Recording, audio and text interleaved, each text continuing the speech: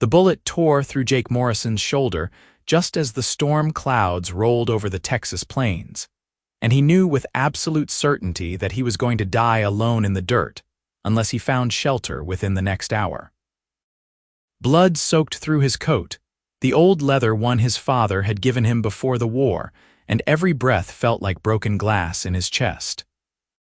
His horse had bolted 3 miles back when the bandits ambushed him on the trail to San Antonio, leaving him with nothing but his boots and the stubborn will that had kept him alive through worse situations.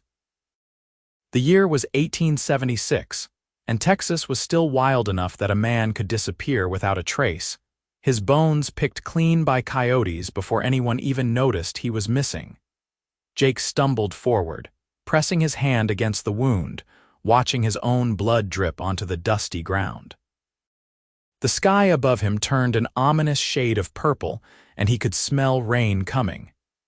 Rain meant mud, meant he would lose the trail completely, meant he might wander in circles until he collapsed.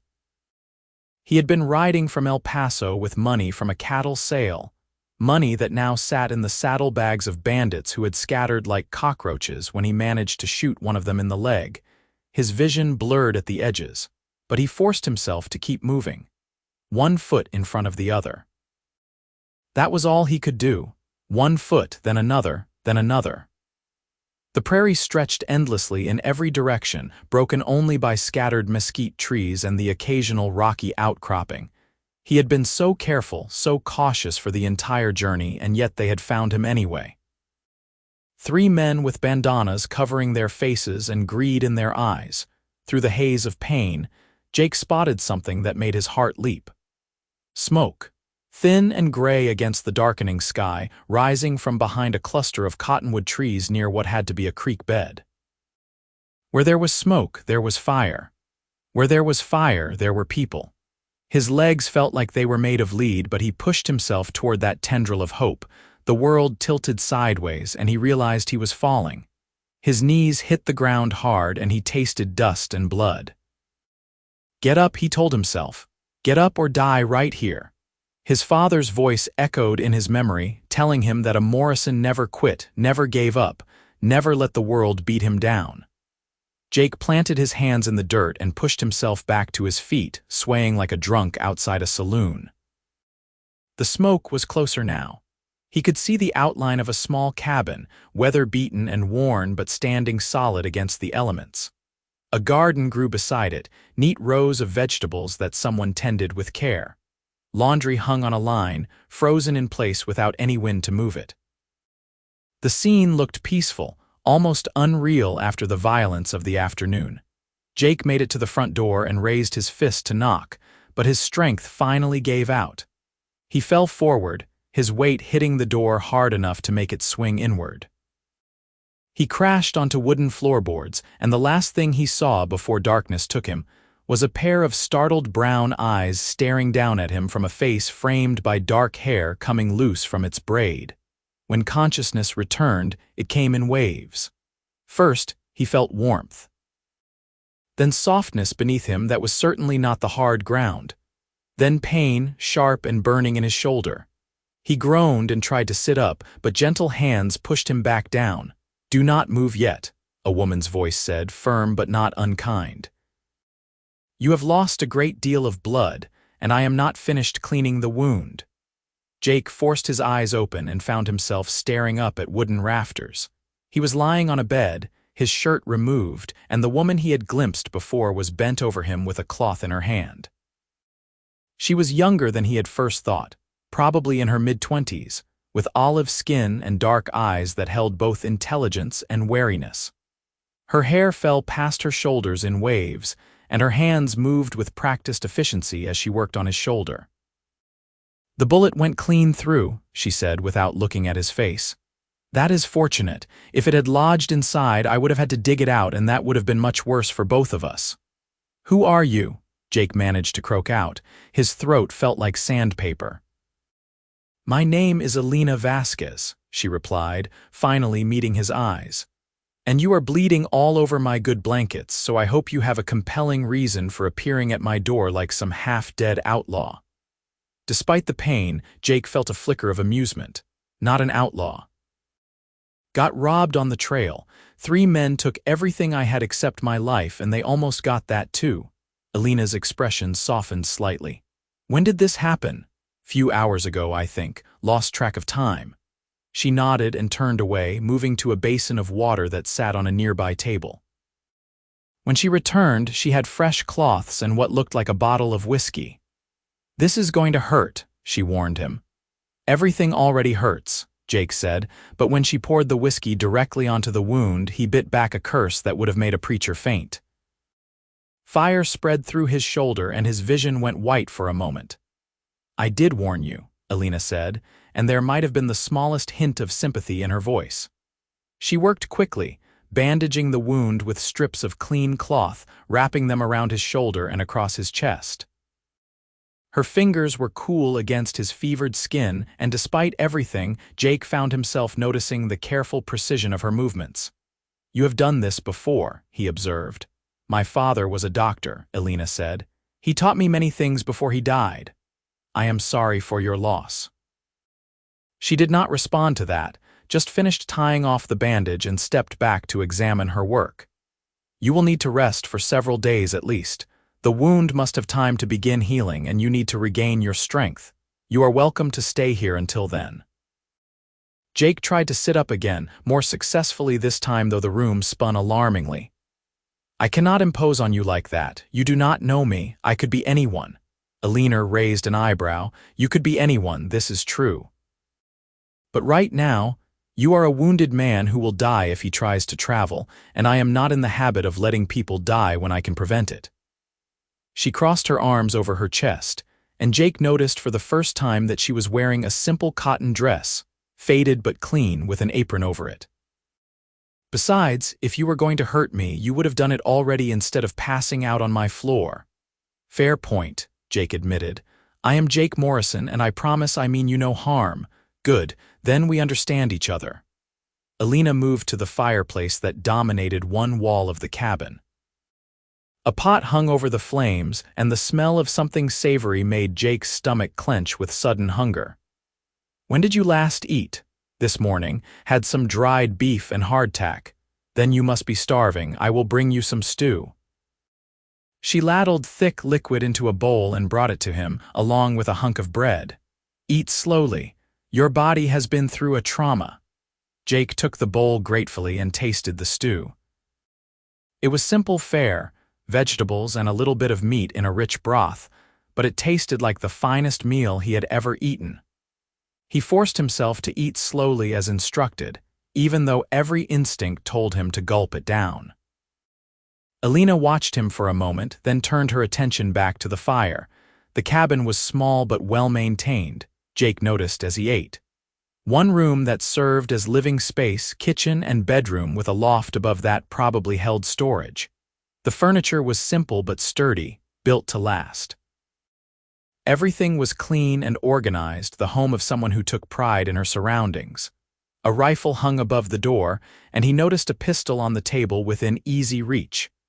Elena was alone here, he realized, and she had learned to protect herself. How long have you lived here? He asked. 3 years, Elena replied. She was doing something with her hands by the fire, and it took Jake a moment to realize she was mending clothing. After my father died, I could not afford to keep our house in town. The bank took it for debts. This land belonged to my uncle, but he moved to California during the gold rush years ago. He told me I could use it as long as I needed. That is hard, Jake said. Being out here alone, I manage. There was steel in her voice, a pride that said she did not need anyone's pity. I have a garden, some chickens, and I do mending work for people in town. It is not much, but it is mine. Jake finished his stew and set the bowl aside. Exhaustion was pulling at him again, the brief surge of energy from the food already fading. I will pay you for your help, he said. Once I can get back to my ranch, I can send money. We can discuss payment later, Elena said. Right now, you need to sleep. Your body needs rest to heal. She was right, and Jake did not have the strength to argue. He lay back against the pillow, which smelled faintly of lavender, and closed his eyes. Within moments, he was asleep. The next time he woke, it was dark outside and the fire had burned down to glowing embers.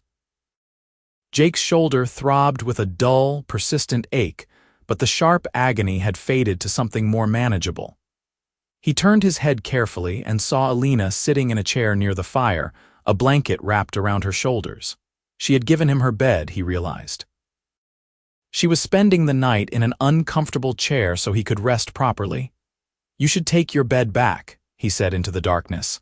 Elena stirred, and he heard rather than saw her look in his direction. "You are awake. How do you feel?" "Like I was shot and then walked 5 miles through hell," Jake said honestly. "But better than before. You should not give up your bed for me." "I have slept in worse places," Elena said, "and you need it more than I do right now." She stood and moved to his side, placing a cool hand on his forehead. "No fever, that is good. The wound is not infected." "Thanks to you," Jake said. "You saved my life, perhaps."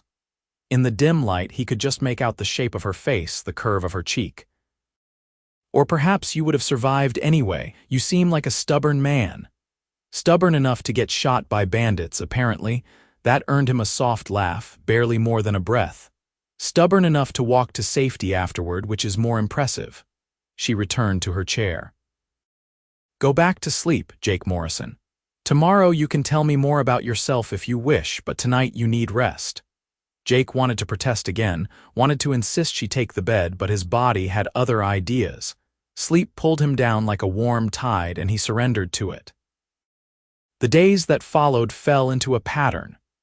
Elena tended his wound each morning and evening, cleaning it carefully and applying some kind of salve that smelled of herbs. She fed him stew and bread, and gradually Jake felt his strength returning. On the third day, he was able to sit up without the room spinning. On the fourth, he could stand and walk a few steps, though his legs shook with the effort. Elena proved to be surprisingly easy to talk to. She had a dry sense of humor that caught him off guard, and she was well-read, her father's books lining a shelf on one wall. They talked about everything from the politics of Reconstruction to the best way to grow tomatoes in Texas heat. Jake told her about his ranch, a small spread about 30 miles to the west where he raised cattle and a few horses. He had bought it with his army pay after the war, building it from nothing into something he could be proud of. "Do you have family?" Elena asked one evening as she changed his bandage. "A brother in Kansas City," Jake said. "We write sometimes, but we are not close, never have been really. My parents are both dead. Father died during the war, mother a year after from grief, I think. What about you?" "No one," Elena said simply. "My mother died when I was young. I barely remember her. It was just my father and me until he passed." She finished wrapping the fresh bandage and stepped back. "The wound is healing well. You have been lucky." "Lucky to find you," Jake said, and meant it. "I would be dead if not for your skill." Elena's cheeks colored slightly, and she turned away to busy herself with the medical supplies. "You would have found someone else." "Maybe, maybe not." Jake watched her move around the cabin, noting the graceful economy of her movements. She never wasted effort, never made unnecessary gestures. Everything she did had purpose. "Can I ask you something?" "You can ask. I may not answer." "Why are you really alone out here? A woman like you could have married, had an easier life." Elena was quiet for a long moment, and Jake thought he had overstepped, but then she spoke, her voice low. "I was engaged once. His name was Thomas Reed. He was a merchant's son, respectable and kind. We were to be married in the spring." She paused, staring into the fire. "But when my father died and the debts came to light, Thomas decided he could not marry a woman with no dowry and no prospects. He married the banker's daughter instead. He was a fool," Jake said with feeling. "Perhaps, or perhaps he was practical.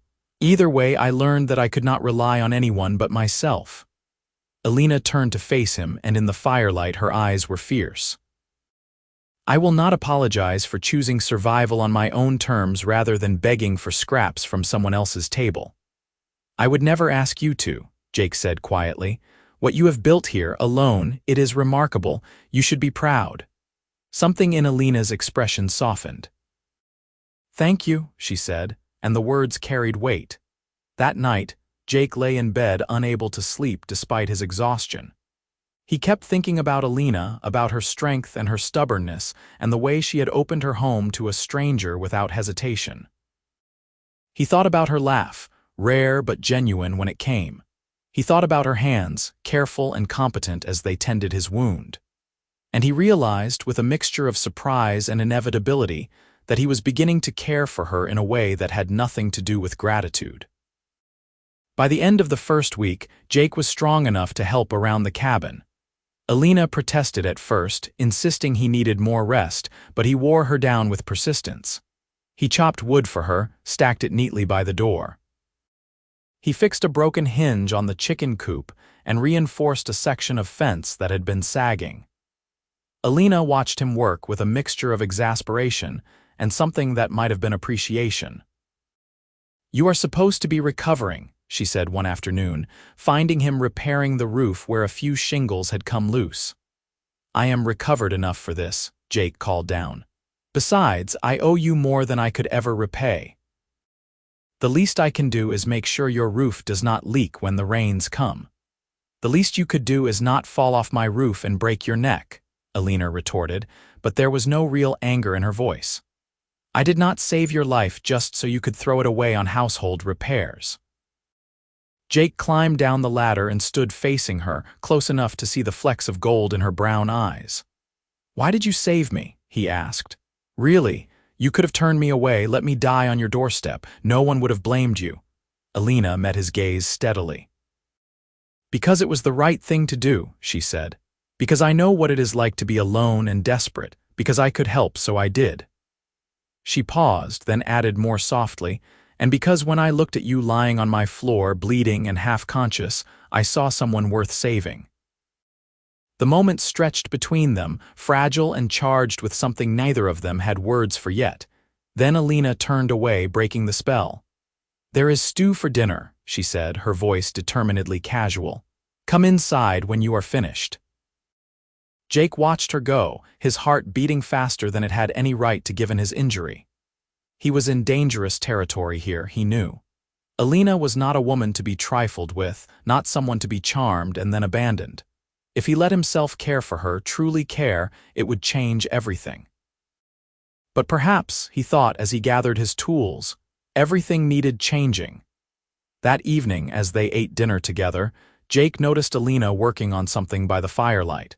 She had a needle and thread in her hands, and she was bent over a piece of fabric with intense concentration. It took him a moment to realize she was mending his coat, the old leather one he had been wearing when he arrived. The bullet had torn through it, leaving a ragged hole, and blood had stiffened the leather around the wound. "You do not have to do that," he said, surprised by the thickness in his throat. "The coat is old, probably not worth saving." Elena did not look up from her work. "Everything is worth saving if you know how to fix it properly," she said. The needle moved in and out of the leather, her stitches small and precise. "This coat has seen you through hard times. It deserves better than to be thrown away because of one hole." Jake watched her work, hypnotized by the steady rhythm of her hands. The firelight played across her face, highlighting the curve of her cheek, the determined set of her mouth. She had pulled her hair back in a braid that hung over one shoulder, and a few loose strands framed her face.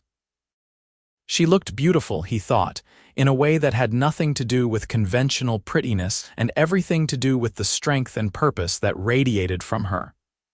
"My father gave me that coat," he found himself saying, "right before he left for the war. He told me it would keep me warm when he could not be there to do it himself." Elena's hands stilled for a moment, then resumed their work. "Then it is definitely worth saving," she said quietly. They sat in companionable silence for a while, the only sounds the crackling of the fire and the occasional pop of settling wood. Jake felt something in his chest ease, a tension he had been carrying for so long he had forgotten it was there. When was the last time he had felt this peaceful? When was the last time he had sat with another person and simply existed, without the need to fill every silence with words? "Can I ask you something?" Elena said eventually, breaking the quiet. "Of course." "Why did you go to El Paso alone?" If you were carrying money from a sale, surely it would have been safer to travel with others. Jake sighed. Pride mostly. I am used to doing things on my own, handling my own affairs. I have been running my ranch by myself for years now, and I suppose I got complacent. Thought I could handle anything that came my way. He shook his head ruefully. Turned out I was wrong. Everyone is wrong sometimes, Elena said. The important thing is surviving the mistake long enough to learn from it. Is that what you learned after Thomas left? Elena's hands paused again, and this time she looked up at him. I learned that the only person you can truly depend on is yourself, she said. I learned that strength comes from standing on your own 2 feet, not leaning on someone else. I learned that I would rather be alone and free than partnered and trapped. And has it been enough? Jake asked gently. Being alone and free for a long moment, Elena did not answer. She returned to her mending, her stitches perhaps a little more forceful than before. It has had to be, she said finally. I do not have the luxury of wanting more than I can have. What if you could have more? Elena's hands stilled completely. She set down the coat and looked at him directly, her expression guarded. What are you asking me, Jake Morrison? Jake took a breath, knowing he was about to step off a cliff. I am asking what you want, not what you think you can have or what you have settled for, but what you actually want, if anything were possible. That is a dangerous question, maybe, but I would still like to know the answer. Elena was quiet for so long that Jake thought she would not respond. Then she said, her voice barely above a whisper, I want what my mother had before she died. She and my father, they loved each other truly. I saw it in the way they looked at each other, the way they moved around each other like 2 parts of a whole. I want to be seen, really seen by someone who understands all the broken parts and wants me anyway. She laughed, a bitter sound. But that is a fairy tale, and I am too practical for fairy tales. I do not think it is a fairy tale, Jake said. He leaned forward, ignoring the twinge in his shoulder. I think you deserve exactly that, and I think the man who could not see it was the fool, not you. Elena's eyes were bright, and Jake realized with shock that she was holding back tears. You do not know me, she said. You have been here a week. You do not know what I am like when things are hard, when I am angry or scared or bitter. You do not know my flaws. Then let me learn them, Jake said. I am not asking you to marry me tomorrow, Elena. I am just asking for the chance to know you better, to see if this thing between us, whatever it is, might be worth exploring. There is nothing between us, Elena said, but her voice lacked conviction. Are you sure about that? Jake held her gaze. Because when you touch me, when you change my bandage or hand me dinner, I feel something. And when I catch you looking at me when you think I am not paying attention, I think you might feel it too. Elena stood abruptly, the coat falling from her lap. You should rest, she said, not meeting his eyes. Your wound needs time to heal, and this conversation is foolish. In a few days, you will be well enough to leave, and you will go back to your ranch and forget all about the woman who patched you up. Is that what you think? Jake stood as well, though more slowly. That I could just forget you? People forget all the time, Elena said. She moved to the window, staring out at the darkness. They make promises they do not keep. They say things they do not mean. They leave. Jake understood then. It was not just Thomas who had hurt her. It was everyone who had ever left, everyone who had ever chosen something or someone else over her. Her mother, dying too young. Her father, leaving her with debts and no way to pay them. The townspeople who had taken the house she grew up in and left her to fend for herself. Elena had built walls around her heart, and she had every reason to. But Jake Morrison had never been one to give up on something important. He crossed the room to stand behind her, close enough to feel the warmth radiating from her body but not touching. I cannot promise I will never hurt you, he said quietly. I cannot promise that everything will be easy or that I will always say the right thing, but I can promise that I will try. And I can promise that I see you, Elena Vasquez. I see your strength and your kindness and your stubborn pride. I see the woman who saved a stranger without a second thought and the woman who mends old coats by firelight because she believes everything deserves a second chance. He paused, And I think you are remarkable." Elena's shoulders trembled slightly, and when she spoke, her voice was thick. "Why are you doing this? Why are you saying these things?" "Because they are true," Jake said simply, "and because you deserve to hear them." She turned then, and her face was wet with tears. "I am afraid," she whispered. "I am afraid to believe you. I am afraid of what happens if I let myself hope and you leave anyway." "I know," Jake said. He reached out slowly, giving her time to pull away, and gently wiped a tear from her cheek. "Fear is reasonable, but staying afraid your whole life, that is no way to live." Elena closed her eyes, leaning into his touch for just a moment. Then she stepped back, wrapping her arms around herself. "I need time," she said. "I need to think." "Take all the time you need," Jake said. "I am not going anywhere just yet." The next few days were strange. Elena was not cold to him exactly, but she was more reserved than before. She still tended his wound with the same careful precision, still cooked meals and shared them with him, but the easy conversation they had developed was gone. Jake gave her space, focusing on small repairs around the property and trying not to push, but he noticed things. The way Elena's gaze would linger on him when she thought he was not looking. The way her breath caught slightly when their hands accidentally brushed. The way she had set his mended coat carefully on a chair near the door, handling it like something precious. On the 10th day after his arrival, Jake woke to find Elena already up and working in her garden. He watched her from the window, noting the graceful way she moved between the rows of vegetables, tending each plant with care. She had a basket beside her, filling it with tomatoes and beans and squash. The morning sun caught in her hair, turning it almost golden at the edges. He made coffee, using the supplies Elena had shown him, and brought a cup out to her. She looked up in surprise when he approached, shading her eyes against the sun. "I thought you might want this," he said, offering the cup. Elena took it, her fingers brushing his. "Thank you," she said. She took a sip and nodded approvingly. "You made it well. I had a good teacher." Jake gestured to the basket. "Good harvest.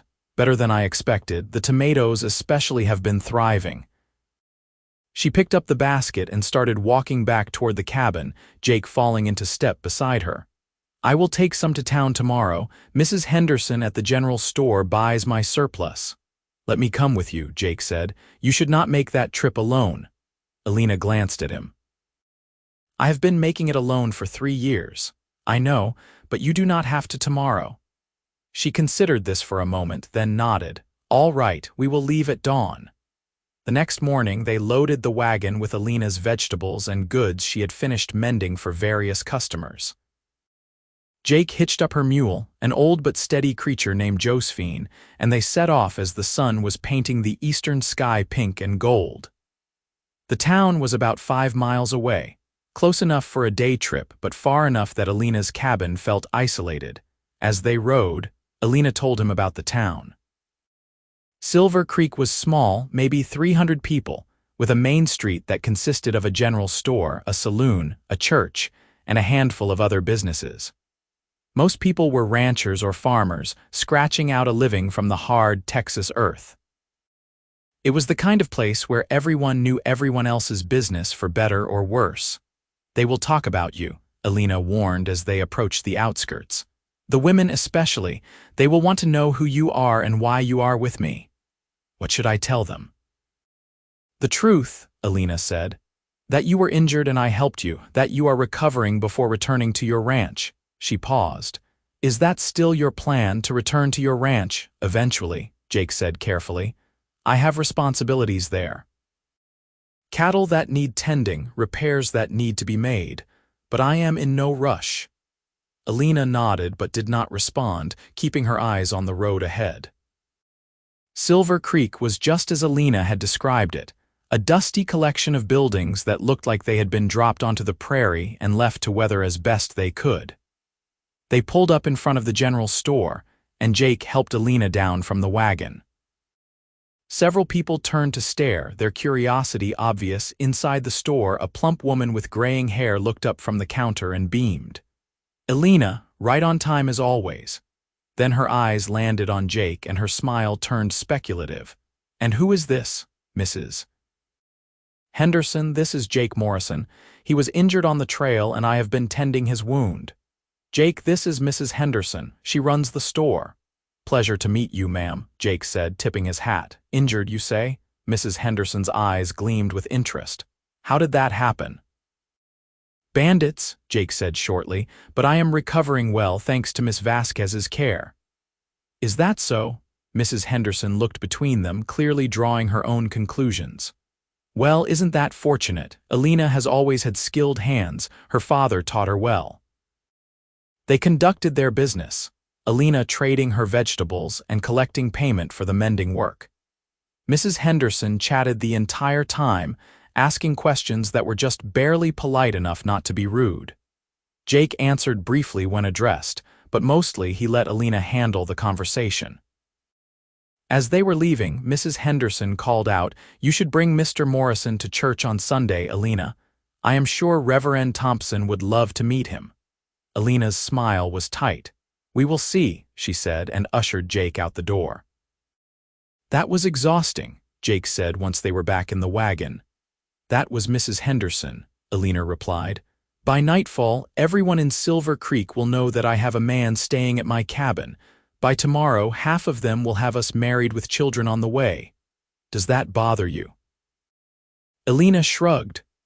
I stopped caring what people thought a long time ago. When Thomas broke our engagement, they all had opinions.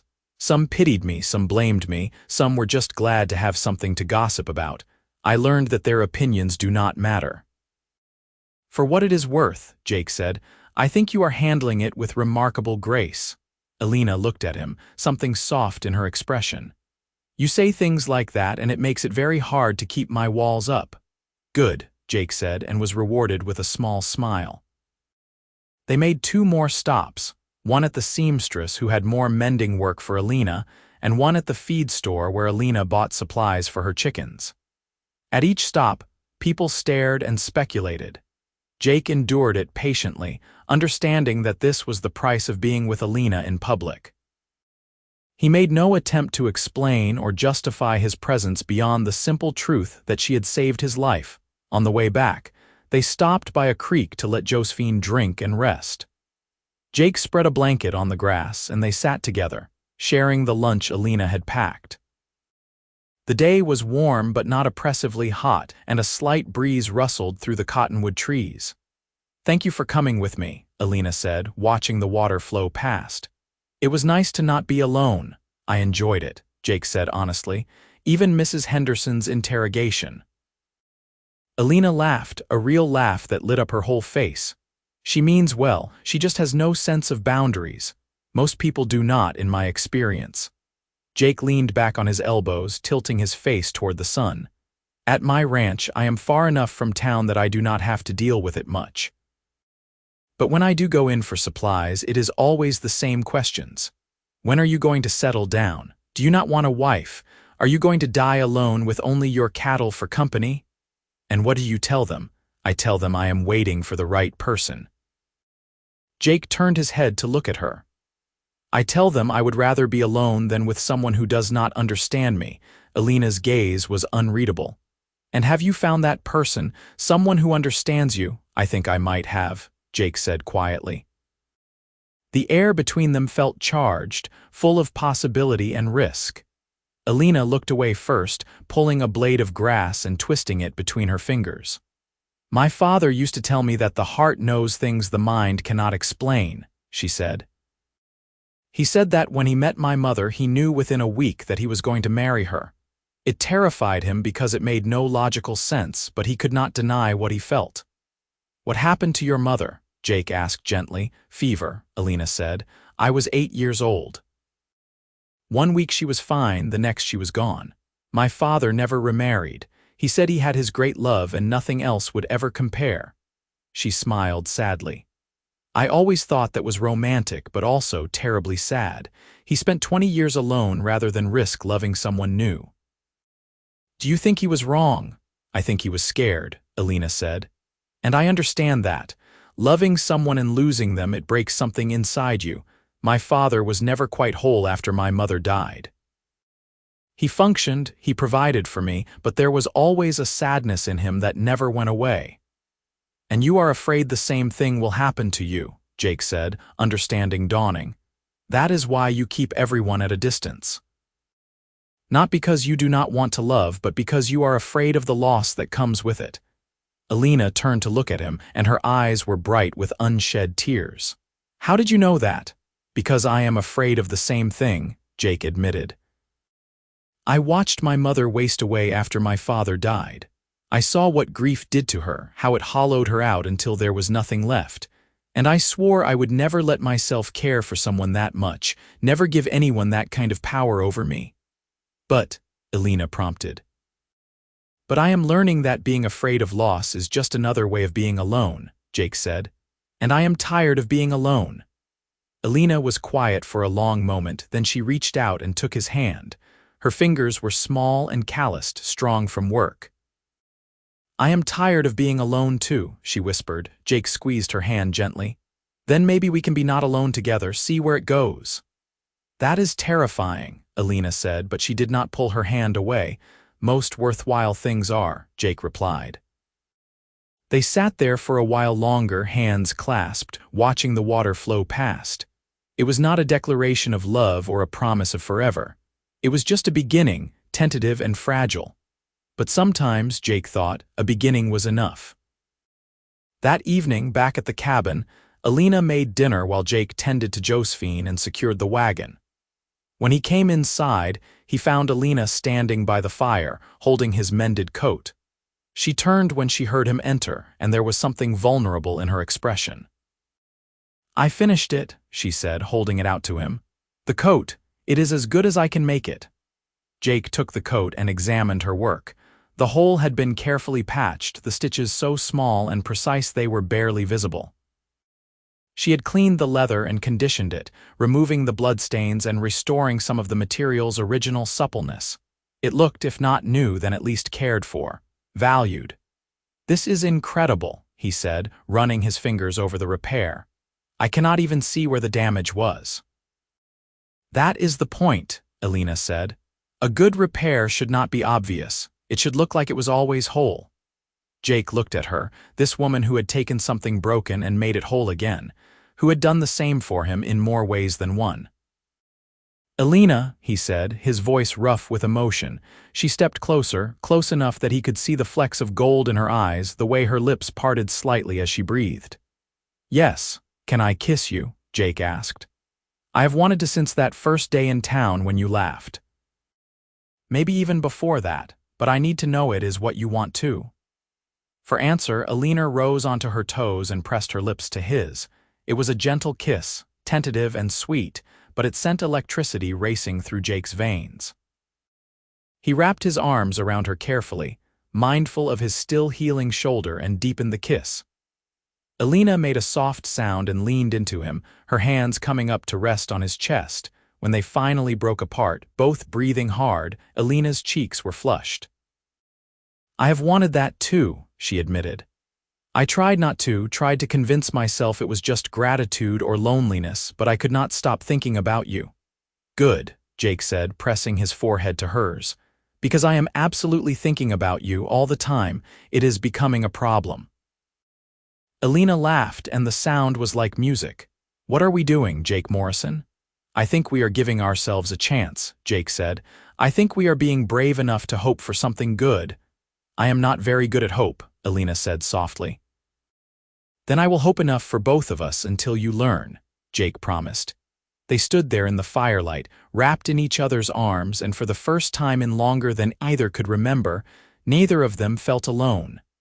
The days that followed were some of the happiest Jake had ever known. His shoulder continued to heal, growing stronger each day, but he found excuse after excuse to delay his return to the ranch. Elena did not push him to leave, and he noticed she seemed lighter, her smiles coming more easily, her laughter more frequent. They fell into a comfortable rhythm. Jake did the heavy work around the property, the tasks that had been too much for Elena to manage alone. He repaired the barn roof and reinforced the chicken coop. He built her a new workbench for her mending and a shelf for her growing collection of herbs and medicines. Elena cooked and tended her garden and taught him things about plants and healing he had never known. In the evenings, they would sit by the fire, sometimes talking, sometimes sitting in comfortable silence. Jake would read aloud from Elena's books while she did her mending, and she would correct his pronunciation of Spanish words he inevitably mangled. They kissed often, learning each other slowly, taking their time. 3 weeks after he had collapsed on her doorstep, Jake knew he needed to return to his ranch. His cattle would not tend themselves, and he had responsibilities he could not ignore forever. The thought of leaving Elena, even temporarily, made his chest ache, but he knew it was necessary. "Come with me," he said one night as they sat by the fire. Elena was working on a complicated embroidery piece and he was supposed to be reading, but he had been watching her instead. She looked up, startled. "What? Come with me to my ranch," Jake said. "See where I live, what my life is like. Stay for a while, as long as you want. If you do not like it, I will bring you back, no questions asked, but I would like you to see it." Elena set down her embroidery. "Jake, I cannot just leave. I have responsibilities here. The chickens need feeding, the garden needs tending." "We can bring the chickens," Jake said, warming to the idea. "And the vegetables will be fine for a few weeks, or we can hire someone from town to check on the place. Elena, I do not want to leave you. I know I have to go back, but I want you to come with me, please."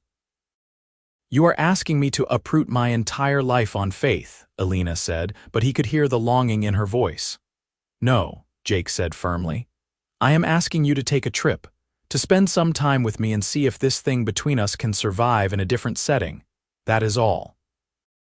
If you hate it, if you want to come back, I will bring you back immediately, but give us a chance to see what we could be together." Elena was quiet for a long moment, her dark eyes searching his face. "What if I love it?" she asked finally. "What if I go with you and I never want to leave?" "What then?" "Then you stay," Jake said simply. "Then we figure out how to build a life together, but we cannot know any of that unless you take the risk. You make it sound so simple." "Maybe it is," Jake said. "Maybe we are the ones making it complicated." Elena laughed, shaking her head. "You are either the wisest man I have ever met or the most foolish, and I cannot decide which. Can I be both, apparently?" Elena picked up her embroidery again, but Jake could see the smile tugging at her lips. "All right, I will come with you, but just for a visit." "Just for a visit," Jake agreed, though his heart soared with hope. They spent the next 2 days preparing for the journey. Jake rode into town and bought supplies, including a sturdy horse for Elena to ride. He also sent a telegram to his ranch hand, a reliable man named Pete who watched the place when Jake was away, letting him know to expect them. Elena packed carefully, bringing clothes and her medical supplies and a few precious items from her father. They loaded the chickens into crates, though Josephine the mule would stay behind, watched by a neighbor boy Elena hired for the task. On the morning they were to leave, Elena stood in the doorway of her cabin, looking back at the small space that had been her home for 3 years. Jake came up behind her, resting a hand on her shoulder. "Second thoughts?" he asked gently. "A few thousand," Elena admitted, "but I am going anyway." "That is courage," Jake said, "or madness," Elena replied, but she turned and locked the door behind her. The ride to Jake's ranch took 2 days. They traveled slowly, camping one night under the stars. Jake made a fire and cooked beans and bacon while Elena tended to the horses. As night fell and the vast Texas sky filled with more stars than seemed possible, they sat close together, shoulders touching. "I used to be afraid of the dark," Elena said quietly. "After my mother died, I would lie awake at night, terrified that something else would be taken from me. My father would sit with me until I fell asleep, every single night for months." "You are not afraid anymore," Jake observed. "No," Elena agreed. "At some point I realized that the dark was just the absence of light. It could not hurt me. Only what was hidden in it could do that, and worrying about it would not make it any safer. So you learned to face it anyway." "I learned I did not have a choice," Elena corrected. "When you are alone, you either learn to handle the fear or you let it consume you. I chose to handle it." Jake took her hand, threading his fingers through hers. You are not alone anymore. Elena looked at him, her face half-shadowed by the firelight. I am beginning to believe that, she said, slowly, but I am beginning to. That night, they slept beside each other, wrapped in blankets, listening to the sounds of the prairie. Jake woke once in the middle of the night and found Elena pressed against his side, her head on his shoulder. He tightened his arm around her and fell back asleep, feeling more content than he had in years. They reached the ranch late the next afternoon. As they crested a small rise, Jake pointed ahead to where buildings were visible in the distance. There, he said, that is home. Elena shaded her eyes and studied the spread before them. The main house was modest, a solid two-story structure built from wood and stone. A barn stood nearby, along with several outbuildings and a corral where horses grazed. The land stretched out in all directions, dotted with cattle and divided by fences. It was not grand, but it was clearly well-maintained and prosperous. It is beautiful, Elena said and meant it. As they rode up, a man emerged from the barn, tall and lean with sun-weathered skin and gray hair. He broke into a grin when he saw Jake. Well, look what the cat dragged in, the man called. I got your telegram and was beginning to think you were not coming after all. Pete, you old buzzard, Jake said warmly, dismounting and clasping the man's hand. You have been holding down the fort, I see. Someone has to, Pete said. Then his eyes landed on Elena and his eyebrows rose. And who is this lovely lady? Pete, this is Elena Vasquez. She saved my life after I was shot by bandits. Elena, this is Pete Donovan. He has been working with me since I bought this place. Ma'am, Pete said, removing his hat. Pleasure to meet you. Any woman who could patch up this stubborn fool has my eternal gratitude. Elena smiled, dismounting with Jake's help. The pleasure is mine, Mr. Donovan. Just Pete, ma'am. We do not stand on ceremony around here. Pete looked between them, and a knowing smile crossed his face. Well, well, looks like more than one thing got fixed on your trip, boss. Mind your business, Pete, Jake said, but there was no heat in it. Pete laughed and helped them unload their supplies. He showed Elena to the house while Jake tended to the horses, pointing out the kitchen and the spare bedroom upstairs. The house was clean but Spartan, clearly the home of a man who lived alone and saw no need for decoration. It could use a woman's touch, Pete said diplomatically. Boss does not care much about curtains and such. It is a good house, Elena said, looking around the main room with its large fireplace and sturdy furniture. Solid. Like the man who built it, Pete said. He gave her a curious look. If you do not mind me saying, ma'am, I have never seen Jake bring anyone here before. You must be pretty special. Elena felt her cheeks warm. He is special too, she said quietly. Pete's expression softened. He is at that. Been alone too long, in my opinion. A man needs more than cattle and land to make a life worth living. Over the next few days, Elena explored the ranch and began to settle in. Jake showed her every inch of the property, from the cattle grazing in the south pasture to the creek that provided water year-round. He introduced her to the other hands who worked the ranch, men who tipped their hats respectfully and looked at her with curious but friendly eyes. Elena found herself drawn to the rhythm of ranch life. She helped in the kitchen, cooking meals for Jake and Pete.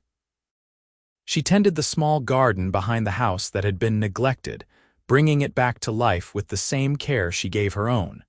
She even helped with some of the medical care for the animals, her knowledge of healing translating well to livestock.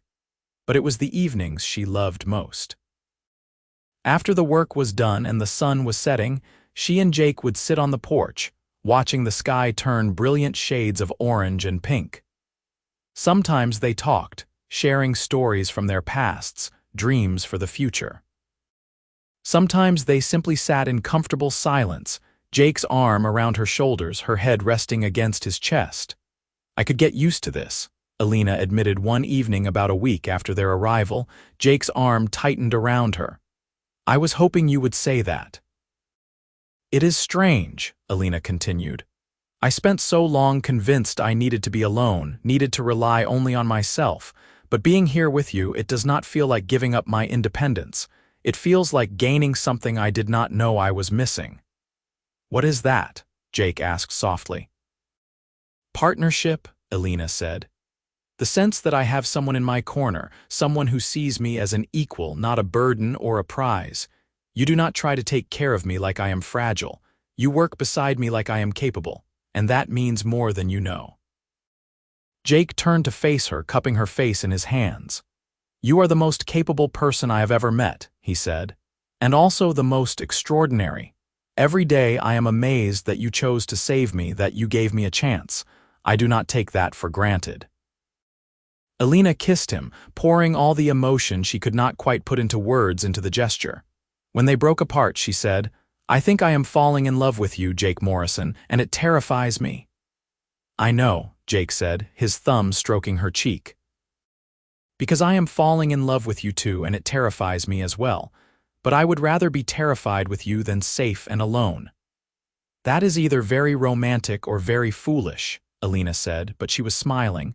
"With us, it is usually both," Jake replied. They sat there as the stars came out, wrapped in each other's arms, and Elena felt something inside her shift. The fear was still there, she knew. The worry that this happiness was temporary, that loss would find her again, but beneath the fear was something stronger. Hope, trust, love. She was home. 2 months later, on a warm September afternoon, Jake took Elena riding to a spot on the ranch he had not shown her yet. They rode for about an hour, following the creek upstream until they reached a small valley surrounded by hills. Wildflowers grew in profusion, painting the ground in shades of yellow and purple and red. A grove of oak trees provided shade, and the sound of the creek was peaceful and constant. "This is where I want to build," Jake said, dismounting and helping Elena down. "A bigger house, something meant for a family. I have been thinking about it for years, but I never had a reason to actually do it. Until now." Elena looked around the valley, seeing not what was but what could be, a house with a wide porch and large windows to let in light. A garden where children could play, a life built together from the ground up. "It is perfect," she said. Jake took her hands, his blue eyes serious. "Elena Vasquez, I know we have not known each other long. A few months is not enough time by most people's standards. But I also know that I have never felt for anyone what I feel for you. You are smart and strong and kind. You challenge me and support me and make me want to be better. And I cannot imagine my life without you in it anymore." Elena's heart was pounding so hard she thought it might burst from her chest. "I love you," Jake continued. "I love your stubbornness and your laugh and the way you fix things that are broken. I love that you gave a dying stranger a chance and saved his life. I love that you are brave enough to hope even when it scares you, and I want to spend the rest of my life loving you if you will let me." He reached into his pocket and pulled out a ring. It was simple, a gold band with a small sapphire, nothing fancy but clearly chosen with care. "Will you marry me?" Jake asked. "Will you build a life with me here in this valley and let me spend every day proving that you made the right choice?" Tears were streaming down Elena's face, but she was smiling. "Yes," she said, her voice breaking. "Yes, I will marry you." "I love you too, Jake Morrison. I love you so much it terrifies me, but I am choosing hope. I am choosing us." Jake slipped the ring onto her finger and then pulled her into his arms, kissing her with all the joy and relief and love he felt.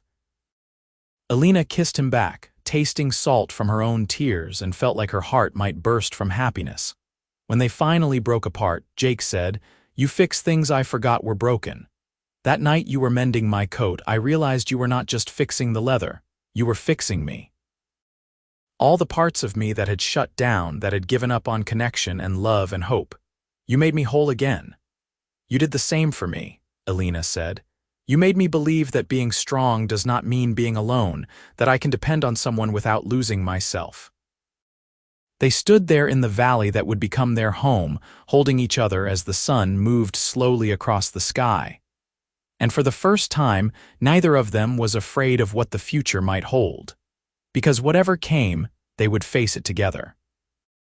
The wedding took place on a crisp October morning in the church at Silver Creek. Elena wore a simple white dress that she had sewn herself, with lace at the collar that had belonged to her mother. Jake wore his best suit, the one he saved for special occasions, and he could not stop smiling. Pete stood as his best man, and Mrs. Henderson from the general store, who had become an unexpected friend to Elena, stood with her. The church was full of people from both the town and the ranch, all of them eager to witness the union of the cowboy and the woman who had saved his life.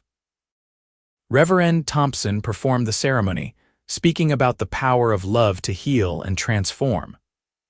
When he pronounced them husband and wife, Jake kissed Elena with such enthusiasm that the congregation burst into applause and laughter.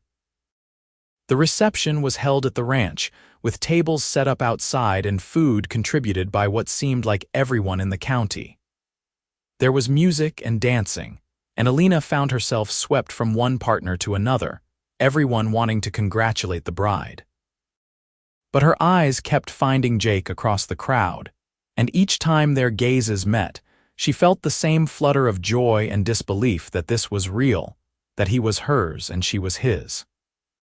As the evening drew to a close and the guests began to depart, Jake took Elena's hand and led her away from the festivities. They walked to the barn where he had saddled 2 horses, and despite her questioning look, Elena mounted up. "Where are we going?" she asked. "You will see," Jake said mysteriously. He led her to the valley where he had proposed, and Elena gasped when she saw what he had done. In the 2 months since that day, Jake had been working in secret, building the foundation for their future home. Wooden stakes marked where the walls would go, and supplies were stacked neatly nearby. But what made Elena's eyes fill with tears was the small tent he had erected in the center of what would be their home, filled with blankets and pillows and lit by lanterns that cast a warm glow. "I thought we should spend our first night as husband and wife in the place where we will build our future," Jake said. "It is not much yet, just a foundation and a dream, but someday this will be our home. A place filled with love and laughter and all the children you want to have." Elena dismounted and walked into the tent, taking in every detail. Jake had thought of everything, from the champagne cooling in the creek to the wildflowers arranged in a jar.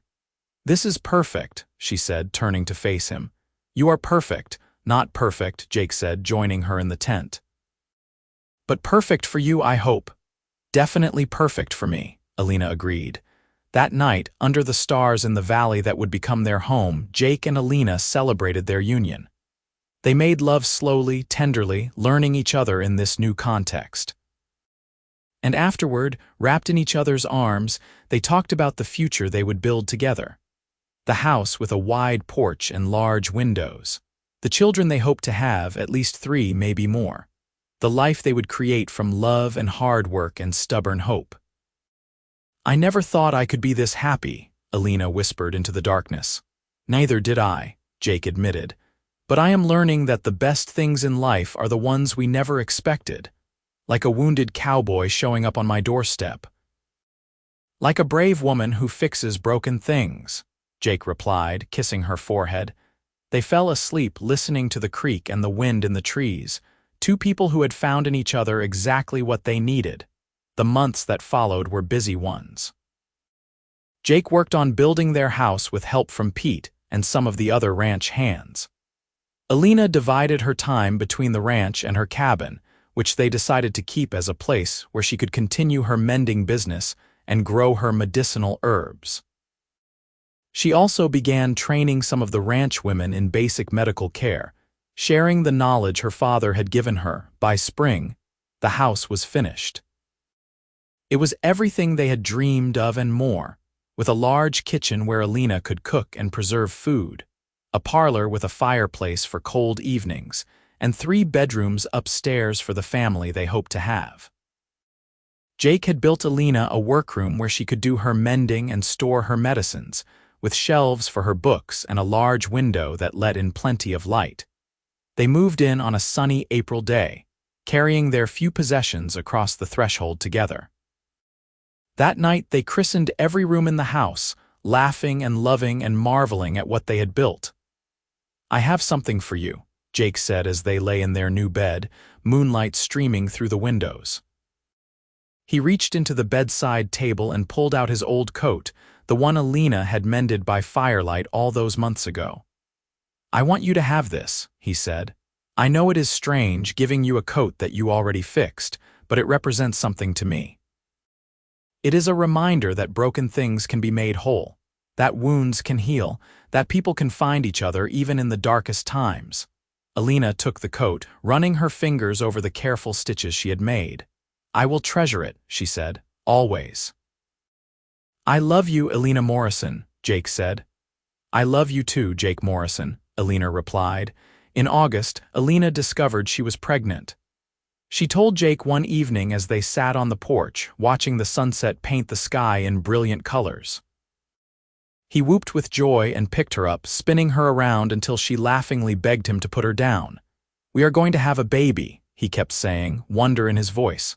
"An actual baby." "That is generally how these things work," Elena said, but she was smiling as widely as he was.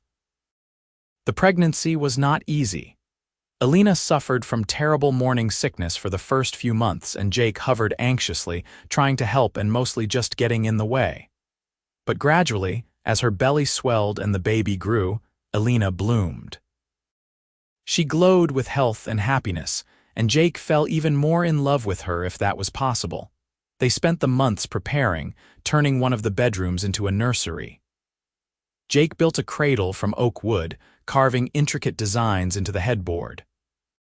Elena sewed tiny clothes and blankets, her hands creating soft, safe things for their child. Pete, who had become like family to them both, whittled wooden toys and pretended he was not crying when they thanked him. On a cold February morning in 1878, Elena went into labor. The midwife from town, a capable woman named Mrs. Chen, arrived and took charge of the situation with calm efficiency. Jake was banished from the bedroom, left to pace anxiously downstairs while Pete tried to distract him with whiskey and conversation. The labor was long and difficult, lasting through the day and into the night. Jake wore a path in the floorboards with his pacing, jumping at every sound from upstairs. Pete finally put a hand on his shoulder and said, "She is strong, she will get through this." "What if something goes wrong?" Jake asked, voicing the fear that had been gnawing at him all day. "What if I lose her?" "You will not," Pete said firmly. "That woman survived alone in a cabin for 3 years, patched you up when you were half dead, and had the courage to uproot her whole life for love. She is not going to let a little thing like childbirth defeat her." Just after midnight, a baby's cry split the air. Jake froze, his heart in his throat. Then Mrs. Chen appeared at the top of the stairs, smiling. "You have a son," she said. "A big, healthy boy. And your wife is doing well, though she is exhausted. You can come up now." Jake took the stairs 3 at a time, bursting into the bedroom. Elena lay propped against pillows, her hair damp with sweat, her face pale but radiant. And in her arms, wrapped in a soft blue blanket, was the most beautiful thing Jake had ever seen. Their son had a shock of dark hair and tiny fists that waved in the air as he fussed. His face was red and scrunched, and Jake thought he was absolutely perfect. "Meet your son," Elena said softly, holding the baby out to Jake. With shaking hands, Jake took his child, cradling the tiny body against his chest. The baby quieted immediately, staring up at him with unfocused eyes. "He is perfect," Jake whispered. "You are perfect. You did so well, my love." "I am exhausted," Elena admitted, "but happy, so happy." "What should we name him?" Jake asked, unable to take his eyes off his son. Elena thought for a moment. "Samuel," she said, "after your father, Samuel Morrison." Jake's eyes filled with tears. "Sam," he said, testing the name, "Little Sam." He looked at Elena, his heart so full he thought it might burst. "Thank you. For this, for him, for everything. You have given me a life I never dreamed possible." "We gave it to each other," Elena corrected. "I never thought I could have this. A husband who loves me, a child, a home. But here we are." "Here we are," Jake echoed. Mrs. Chen shooed Jake out after a few minutes, insisting that Elena needed rest. Jake reluctantly handed Sam back to his wife and went downstairs, where Pete was waiting anxiously. "A boy," Jake announced. "Samuel Morrison. 8 pounds if Mrs. Chen's guess is right, healthy as a horse." Pete clapped him on the back. "Congratulations, boss, you are a father." "I am a father," Jake repeated and started laughing. He could not help it. The joy and relief and sheer, overwhelming emotion of the moment bubbled up and out in great gales of laughter. Pete joined in, and the two of them laughed until tears ran down their faces, celebrating the miracle of new life. The years that followed were full and happy. Sam grew into a sturdy, curious boy with his mother's dark eyes and his father's stubborn streak. 2 years after Sam was born, Elena gave birth to a daughter they named Grace, who had Jake's blue eyes and a temperament so calm it was almost eerie. And 2 years after that came another boy, Michael, who seemed determined to make up for his sister's tranquility with his energy and mischief. The ranch prospered under Jake's management, growing each year. He hired more hands, expanded the herd, and became known throughout the region as a fair employer and a shrewd businessman. But no matter how busy he was, he always made time for his family. Every evening, he would come in from the range and spend time with his children, telling them stories or teaching them the skills they would need to run the ranch someday.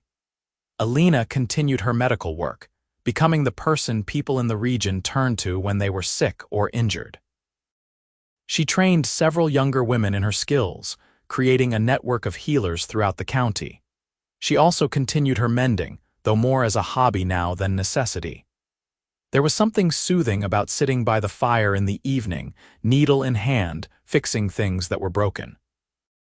On their 10th wedding anniversary, Jake and Elena took a rare trip away from the ranch, leaving the children with Pete and his wife, a kind woman named Martha who had come into his life a few years earlier. They rode to the valley where Jake had proposed, which was now dominated by their house but still beautiful and wild. "Do you ever regret it?" Jake asked as they sat by the creek, watching the water flow past. "Giving up your independence, tying yourself to me in this place?" Elena looked at him surprised. "Never, not for a single moment. Why do you ask?" "Sometimes I worry that I took something from you," Jake admitted. "You were so strong and self-sufficient when I met you. I worry that marriage and children and this life might have diminished that somehow." Elena took his hand, threading her fingers through his. "You did not take anything from me, Jake. You gave me something. You gave me the freedom to be strong without being alone, to be independent while still being part of a partnership. I did not lose myself when I married you. I found a fuller version of myself. You are sure, I am sure." Elena leaned her head on his shoulder. "Do you remember that night early on when you watched me mending your coat by the fire, of course? That was the night I knew I was falling in love with you." "You told me I fixed things you forgot were broken," Elena said. "But you did the same for me, Jake. You fixed the parts of me that had shut down, that had decided love was not worth the risk. You proved to me that trust and vulnerability and hope were not weaknesses but strengths.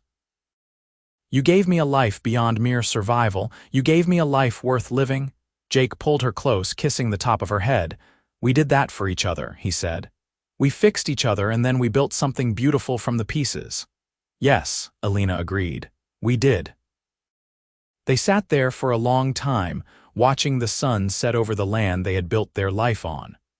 Around them, the prairie stretched endlessly, full of possibility and promise. In the distance, they could hear their children's laughter, Pete and Martha keeping them entertained. And in that moment, Elena felt a sense of complete and utter contentment. This was what happiness looked like. This was what home felt like. As the years continued to pass, Jake and Elena grew older together, their love deepening with time. They faced hardships, as all people do. There were droughts that threatened the cattle and winters that tested their endurance. There were illnesses and injuries, times when Elena's medical skills were all that stood between life and death. There were disagreements and frustrations, moments when the stress of running a ranch and raising children tested their patience. But through it all, they faced everything together. When times were hard, they supported each other. When times were good, they celebrated together. They were partners in every sense of the word, equal and united. Their children grew up strong and capable. Sam developed his father's love for ranching and his mother's careful attention to detail, eventually taking over the day-to-day operations of the ranch. Grace, with her calm demeanor and intelligent mind, became a teacher, opening a small school in Silver Creek where she educated children from all over the county. And Michael, the wild one, surprised everyone by developing a talent for horses, becoming a renowned horse trainer whose services were sought throughout Texas. When Sam was 23, he married a girl from town named Sarah, a spirited redhead who reminded Jake strongly of Elena. They gave Jake and Elena their first grandchildren, twin boys who kept everyone on their toes. Grace married a few years later, choosing a quiet, bookish man who worshipped the ground she walked on. And Michael, true to form, fell in love with a half-Apache woman named Dancing Bird, scandalizing some of the more conservative neighbors but earning his parents' full support. They had learned long ago that love took many forms and all of them were worth celebrating. Pete and Martha became beloved members of the family, their own children growing up alongside Jake and Elena's. When Pete finally retired from ranching, he and Martha built a small house on the edge of the property, close enough to be part of things but far enough to have their own space. He and Jake would sit on the porch in the evenings, two old men reminiscing about the early days when everything was harder and simpler at the same time. On their 30th anniversary, Jake and Elena's children threw them a party that drew people from all over the region. The house they had built together, now weathered and worn but still strong, was filled with laughter and music and love. Jake stood at the edge of the celebration, watching Elena dance with their grandson, her hair now streaked with silver but her smile as bright as ever. "Hard to believe it has been 30 years, a voice said beside him. Jake turned to find Pete, also grown old, standing with a glass of punch. "Seems like yesterday and a lifetime ago all at once," Jake agreed. "You did good, boss," Pete said. "Built something lasting here. Not just the ranch, but the family, the life. You should be proud." "I am," Jake said. "Every single day I wake up grateful that Elena found me, that she gave me a chance, that we were brave enough to build this together." "She would say the same about you," Pete observed. "Maybe. But I know the truth. She saved me in every way a person can be saved. She took a broken man and made him whole. And then she loved him enough to build a life that neither of us could have imagined alone." The song ended, and Elena made her way over to Jake, her eyes sparkling. "Come dance with me, husband," she said, holding out her hand. "I am an old man now," Jake protested. "My dancing days are behind me." "Nonsense," Elena said. "You will always be young enough to dance with me." Jake let her pull him onto the makeshift dance floor, and they moved together to a slow waltz. Around them, their children and grandchildren watched with smiles, seeing in their grandparents' love a model for their own lives. "I love you, Elena Morrison," Jake said as they danced. "Have I told you that today?" "Only 3 times, Elena replied, "but I never get tired of hearing it." "Good, because I plan to tell you every day for the rest of my life." "That is a long time," Elena said. "Not long enough," Jake replied. They danced on, two people who had found each other against all odds, who had built a life from love and stubbornness and faith. Around them, their legacy lived and breathed in the children they had raised and the grandchildren who would carry on after them. The ranch they had built would last for generations. The love they had shared would echo through time. As the party wound down and the guests began to depart, Jake and Elena stood on their porch, watching the stars come out. It was the same porch Jake had imagined all those years ago when he first dreamed of building a house in the valley. The same stars he and Elena had slept under on their wedding night. "Do you remember that first night?" Elena asked, as if reading his thoughts. "When you collapsed on my floor more dead than alive. I remember thinking your eyes were beautiful," Jake admitted. "Even through the pain and fear, I remember noticing your eyes." "I thought you were going to die," Elena said, "and I was furious about it.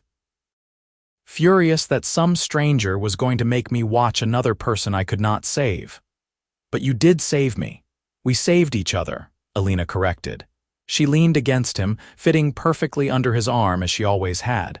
That is what love does, I think. It saves us from the smaller, lonelier versions of ourselves. When did you become so wise? Jake teased. I have always been wise, Elena replied with dignity. You just finally started listening. Jake laughed and pulled her closer. I love you, he said again, because he could never say it enough. I love you, I love our life, I love every single moment we have had together. Even the hard ones, Elena asked. Especially the hard ones, Jake said, because we faced them together, because they made us stronger. Because they taught us that love is not just the happy moments but the willingness to stand together when things are difficult. Elena turned in his arms, looking up at him. The years had left their mark on both of them. Jake's hair was mostly gray now, his face lined with the evidence of decades spent working outdoors. Elena's hands showed the evidence of hard work, and her body had changed with the bearing and raising of children. But when Jake looked at her, he still saw the woman who had saved his life. Beautiful, strong, and absolutely extraordinary. I would do it all again, Elena said. Every moment, every choice. I would patch up that coat, I would open my door to a wounded stranger, I would take the risk of loving you. Because this life we built, Jake Morrison, it was worth every fear, every doubt, every difficult moment. That is what you told me that night, you know, Jake said, when you were mending my coat. I asked you why you bothered with something so old and worn, and you said everything was worth saving if you knew how to fix it properly. I was talking about more than the coat, Elena admitted. I know, Jake said, I know. They stood there for a long time, wrapped in each other's arms, watching the stars wheel overhead. Inside the house, their children and grandchildren were settling in for the night, filling the bedrooms with the warmth of family. Tomorrow, life would continue. The cattle would need tending, the ranch would need managing, the work would go on. But tonight, for this moment, Jake and Elena just stood together, grateful for everything they had built and everything they had become. Years later, when both were in their 70s, they sat in the same spot on the porch, watching another sunset paint the sky. Their hands were clasped together, fingers gnarled with age but grip still strong. Around them, the ranch continued its rhythms, managed now by Sam and his sons but still carrying the mark of Jake and Elena's vision. I am tired, Elena said quietly. More tired than I have ever been. Jake squeezed her hand. I know, my love, I am tired too. They had both been slowing down for the past year, their bodies finally beginning to fail after decades of hard work. Elena's medical knowledge told her they did not have much time left, and she had made peace with it. They had lived full, rich lives. They had loved and been loved. They had built something that would last long after they were gone. No regrets, Jake asked. Not a single one, Elena replied. You? Only that I did not have more time with you, Jake said. Forever would not have been enough. Forever is what we got, Elena said. Just a different kind of forever. We will live on in our children, in our grandchildren, in every person we touched. That is immortality enough for me. Jake pulled her close, and they sat there as the sun set, two old people who had spent a lifetime learning how to love each other. And when the last light faded from the sky and the stars began to emerge, they were still there, still together, still holding on to each other like they had from the very beginning. Jake Morrison died peacefully in his sleep 3 weeks later, Elena's hand in his. She followed him just 4 months after that, as if unable to bear being apart any longer. They were buried side by side on a hill overlooking the valley, under the oak trees they had planted together on their first anniversary. The funeral drew people from all over Texas, a testament to the lives they had lived and the impact they had made. Their children spoke, sharing stories of parents who had loved fiercely and lived fully. Sam told the story of how his father had collapsed on his mother's doorstep, how she had saved his life with skill and courage. Grace spoke about her mother's strength, her independence, her refusal to let the world make her small. Michael shared his father's words about fixing broken things, about how his parents had fixed each other, and then built something beautiful from the pieces. And as the mourners dispersed, and the family gathered for one last moment by the graves, Sam noticed something he had never seen before. Carved into the base of his mother's headstone in his father's handwriting were words that made his eyes fill with tears. "You fix things I forgot were broken. Every day with you was a gift. Forever yours, Jake." Sam smiled through his tears, understanding. His parents had found each other against all odds, had built a life from nothing, had created a legacy that would last for generations. They had been partners in every sense, equal and united, fixing each other's broken pieces and creating something whole. And in the end, that was the greatest love story of all. Not the fairy tale version where everything was easy, but the real version where two people chose each other every single day, through good times and hard times, through joy and sorrow, until death finally parted them.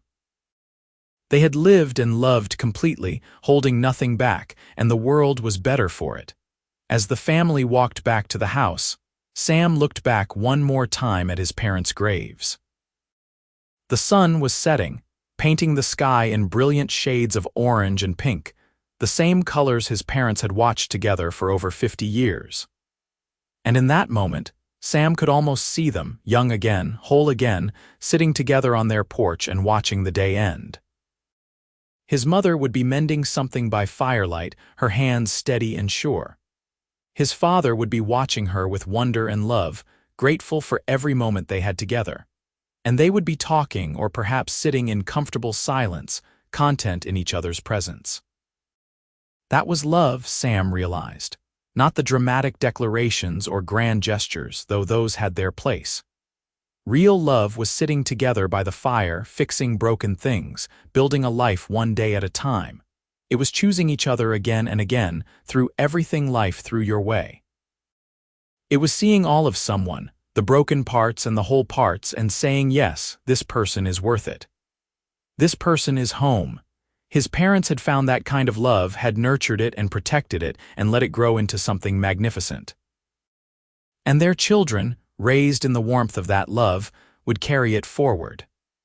They would teach their own children about the cowboy who collapsed on a doorstep and the woman who saved him.